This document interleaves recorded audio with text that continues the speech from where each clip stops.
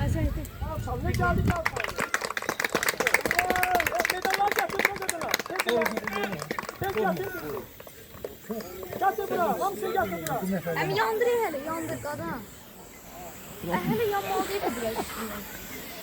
Hem yandır biraz, yandır. Koyma.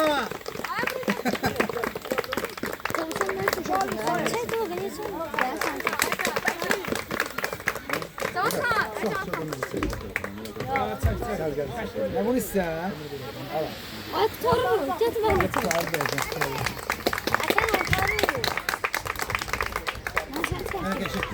Bu kadar barut koy Allah şey dedi. Aman akbar ol.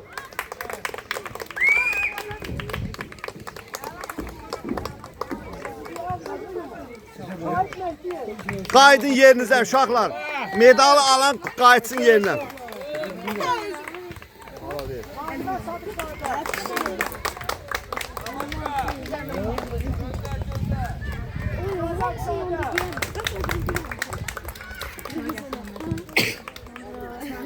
Tuna geldi Hamad. O sütü. En güldüsü burada. Dayı bir tane yandır verebilirsiniz. Üstü soymak. İsmailov.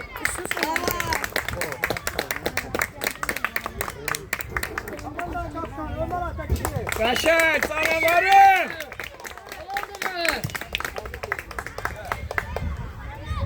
Aman Mehmetli. Kaşak ama. Sonra yerinə qayıtsınlar. Tural bir də çəkək. Yerə qayıtsınlar. Evet, Hamandan Karabalası, Vahit Dadaşov. Kaşak varın.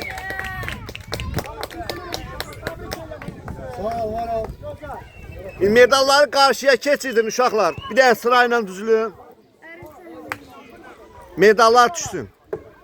Müəllimlər, zəhmət olmasa sağda solda durun. Çəkin, çəkin. Kaşak. Yığın onu. Gözü farkıyla çeker. Vurdu, çempiyon. Çempiyon.